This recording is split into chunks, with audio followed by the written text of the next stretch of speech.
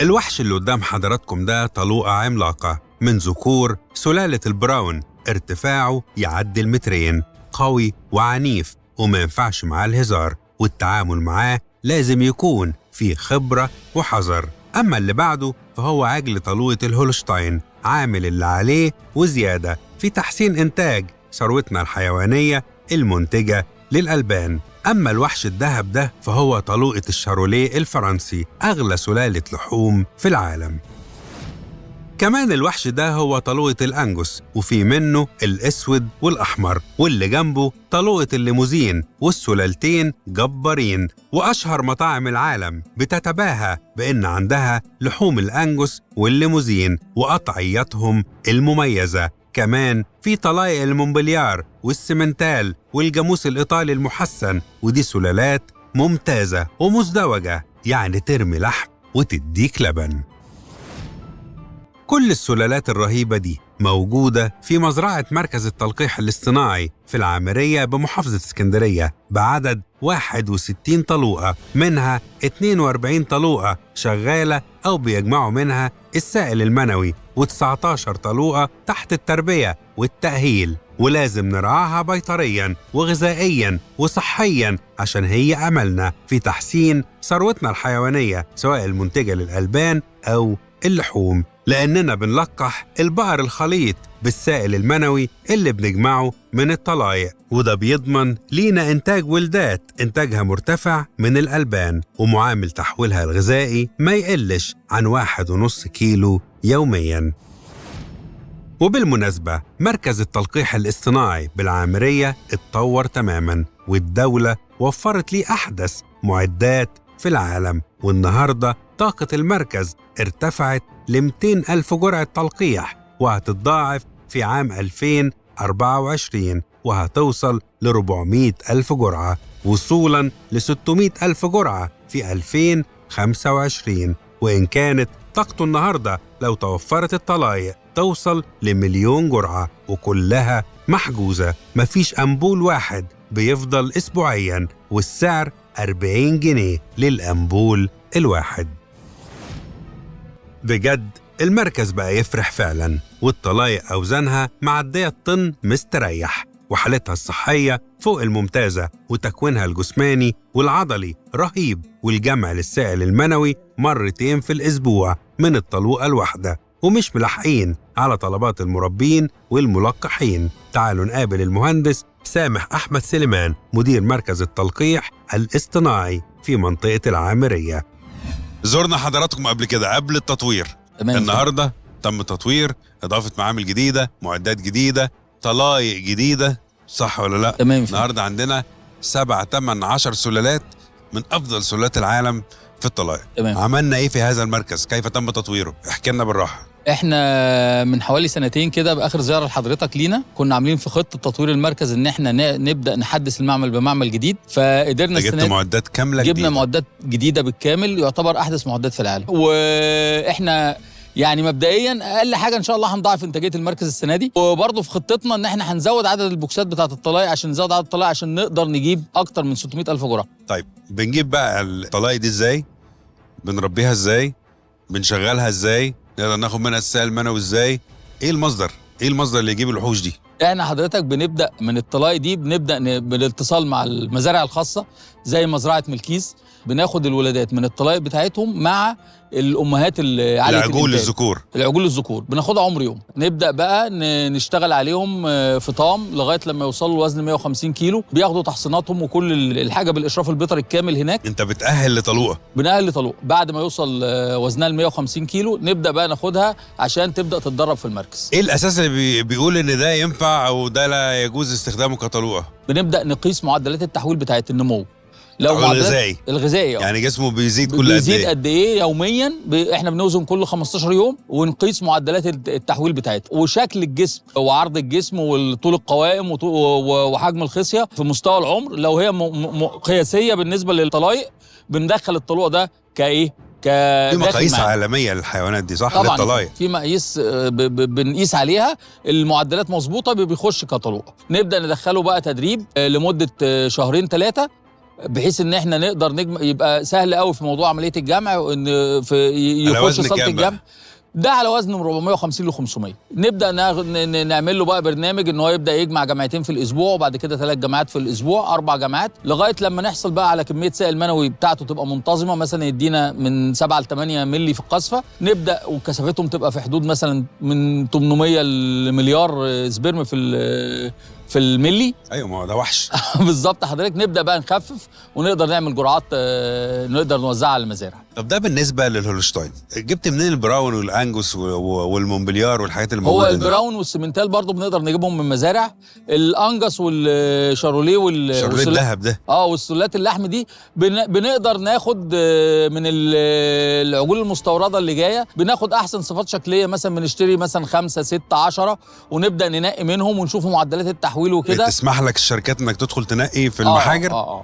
خلي بال حضراتكم، تطوير مركز التلقيح الاصطناعي في منطقة العامرية بمحافظة اسكندرية، وهو تابع لوزارة الزراعة واستصلاح الأراضي والصندوق الدولي للتنمية الزراعية إيفاد، اشتملت على عمليات تزويده بأحدث المعدات المعملية وأجهزة حديثة لتعبئة السائل المنوي، ووحدات تعقيم المهابل الصناعية، وأجهزة التبريد والتجميد، ووحدة إيفوس 2 لتقييم كثافة السائل المنوي، ووحدة تعقيم الزجاجيات، بخلاف إنشاء بوكسات جديدة للطلايق وعددها 15 بوكس، وتانك للنيتروجين سعة 6000 لتر، وده مهم جدا لنقل السائل المنوي.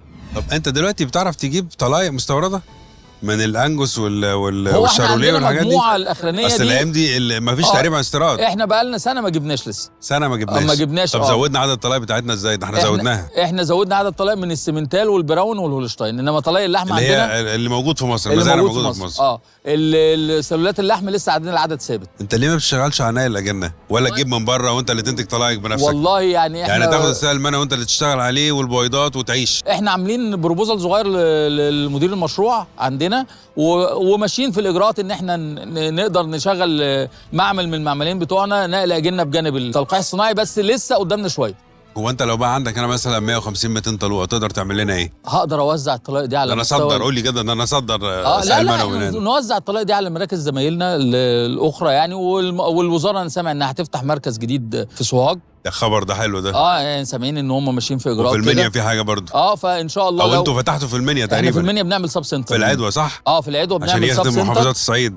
بنعمل سب سنتر للمركز، بحيث ان احنا هنخلي فيه تانك نيتروجين 3000 لتر، بحيث عندهم مشكله هم في الليكويد نيتروجين، يغطي المنطقه، واحنا هنبعت الجرعات من هنا بناس قاعده من عندنا بحيث تقدر تخدم على المنطقه، بحيث يبقى التواجد والجرعات فيها يوميا. الجاموس الايطالي اللي هنا المحسن، في اقبال عليه من الناس جدا على السائل بتاعه جدا، وده عامل لنا، ما فيش بيت في الريف ما فيهوش جاموس، وده عامل لنا مشاكل يعني، لان الجاموس الناس زعلانه.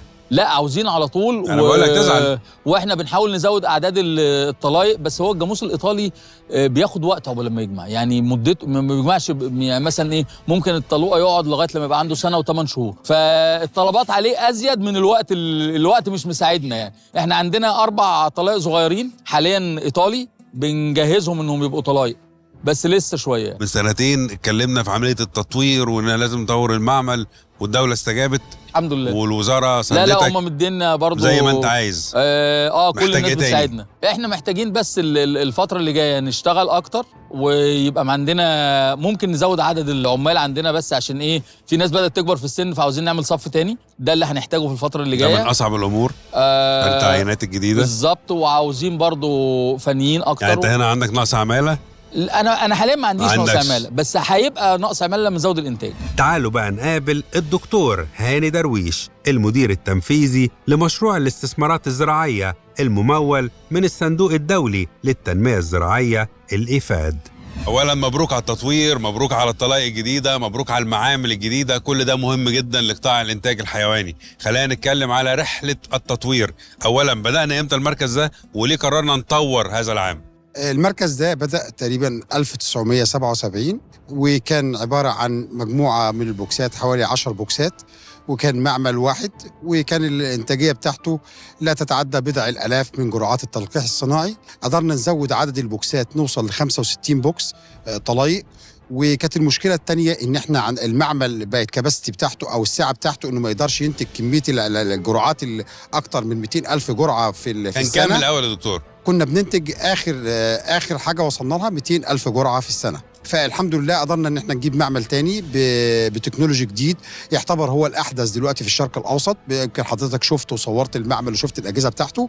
المعمل الجديد ده ممكن توصل منه لحوالي 700,000 جرعه سنويا.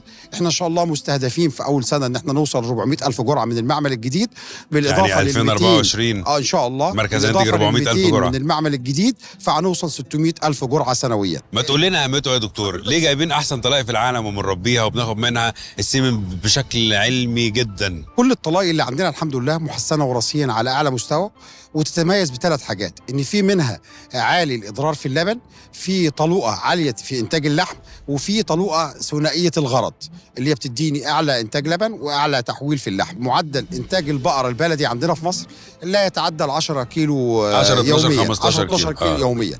احنا لما بنبدا نلقح البقره بالاصناف الاجنبيه او الاصناف المحسنه اللي موجوده عندنا في المركز، معناها كده ان الجيل الاول والجيل الثاني والجيل الثالث والرابع هيحصل فيهم تحسين بنسبه عاليه جدا، لحد ما نوصل في خلال 3 مواسم لحوالي 30-40 كيلو في انتاج اللبن. بالنسبه لانتاج اللحم، احنا كان متوسط معدل التحويل في الاصناف البلدي لا يتعدى 9 من 10. يوم ما بتبقى حاجه كويسه جدا بتجيب كيلو جرام يومي.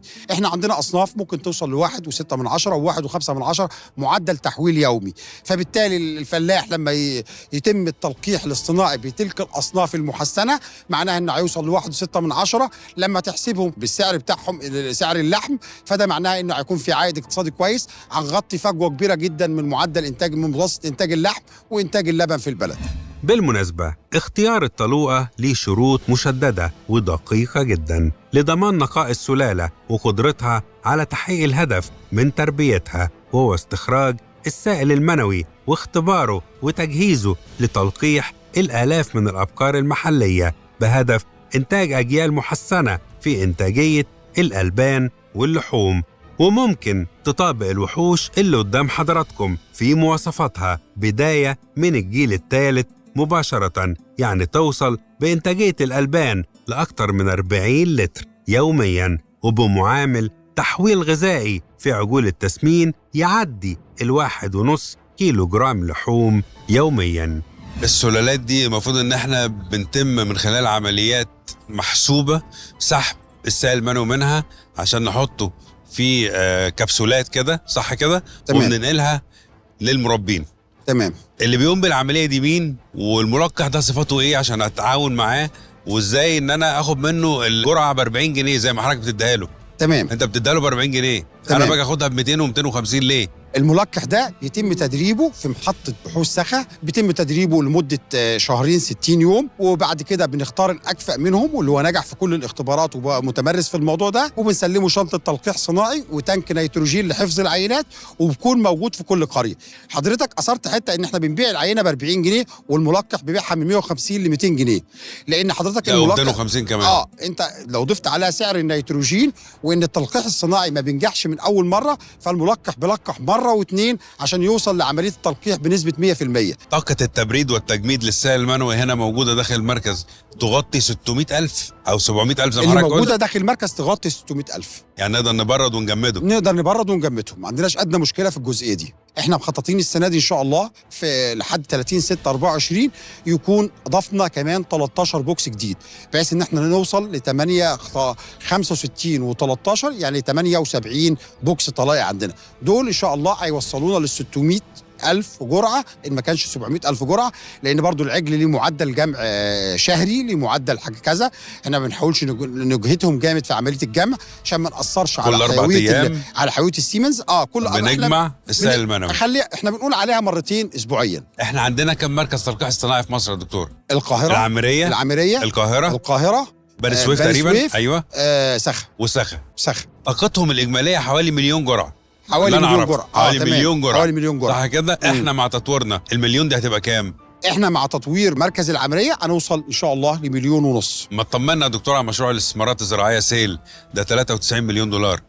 احنا طبعا المشروع في قرى اسوان بالاخص، تقريبا قرى وادي النقره، كل الاحتياجات التعليميه، مدرسه، حضانه بنيناها في كلها القريه، مناطق مهمشه، مراكز شباب، مشاغل، منح، معدات زراعيه. الحمد لله خطوط نقل، طورنا الري هناك بشكل كويس جدا، عملنا مراكز شباب على مستوى كويس جدا لشباب منطقه وادي النقره. مدارس عملنا المشروع لحد دلوقتي عمل 9 مدارس على مستوى 30 قريه، 4000 فدان ركبنا لهم وحدات طاقه شمسيه بحيث ري بالطاقه الشمسيه. المشروع برضو ليه باع كبير، تقريبا عندنا 30 جمعيه زراعيه وردنا لهم معدات زراعيه بكامل طاقتها، من جرارات لسطرات قمح لسطرات ذره. ده بيدفعوا ثمنها بعد كده على مدى ولا؟ احنا اغلبيه المعدات الزراعيه بتبقى من المنح، والمشروع اصلا مخصص ان هو ما فيش فيه استرداد من ناحيه الفلاح. خلي بال حضراتكم، السائل المنوي بعد تجهيزه في المعمل بيحتفظوا بيه في أنبولات نص مليمتر، وكل أنبول مكتوب عليه تاريخ الجمع ونوع السلالة وإنها نقية. وأحياناً بيستخدموا أنبولات ملونة عشان المربين يفرقوا ما بين السلالات، يعني الأحمر للهولشتاين والبرتقاني لسلالات اللحوم، يعني الأنجوس والبراون والليموزين والشاروليه، والأخضر للجاموس المصري، والأزرق للجاموس الإيطالي، والأخضر الفسفوري للسمنتال. دلوقتي هنقابل الفني محمد عمارة، وهو مسؤول جمع السائل المنوي من طلايق مركز العامرية للتلقيح الاصطناعي. محمد عمارة، انت 20 سنة شغال هنا في المركز، شغلتك الأساسية على مدى 20 سنة هي جمع السائل المنوي. مظبوط. المكان ده مكان لانتخاب الطلايق، العجول دي بنجيبها منين؟ بندربها ازاي؟ بنأهلها ازاي لعملية الجمع؟ لأن دي عملية صعبة جدا. ده العجول دي بتجيلي عجول فطاء، بيتم انتخابهم بالنسبة لأمهاتهم بتبقى عالية الإضرار، عجول التكوين الجسماني بتاعهم، الصحة العامة للحيوان بتكون مظبوطة. دي بالنسبة للأم. بالنسبة لنا بندخل معاهم بعلف الأول اسمه علف تنشئة، اللي هو علف التربية، غير العلف الطلاي اللي هو العجول العادية. بيبقى نسبة البروتين فيه بتبقى أعلى، بيبقى ال 50 كيلو لهم كيلو علف. ضن بقى في ب 20 كيلو. 20 كيلو. ياخد 10 وآخر النهار 10، وبياخد مادة مالئة زي سلاج أو دريس أو قش، ده بين العلفتين. وفي مركزات طبعا. طبعا مركزات الصبح وبالليل. الصبح واخر النهار دي مركزات. الفاكهه. بنبدا نتعامل معاه اننا نعلمه ازاي يمشي معاي. بندخله على الساقيه اللي حضرتك شفتها قدام ديت، بنبدا ازاي نعلمه يمشي. بعد ما بنعلمه يمشي وبتاع، بندخله على مرحله اللي هي الشناف، اللي هي الحديده الكبيره دي. اللي بتبقى الحديده دي اللي هي اللي بتخليك تسيطر عليه. ده اللي بنقدر نسيطر عليه، لان انت شايف الاحجام لما بيكبر وعجل ممكن يكون فيهم عجول شرسه ما بنقدرش نتعامل معاه. يعني مجرد ما تمسكه من هنا دي اللي بنعرف نتعامل معاه. يستسلم.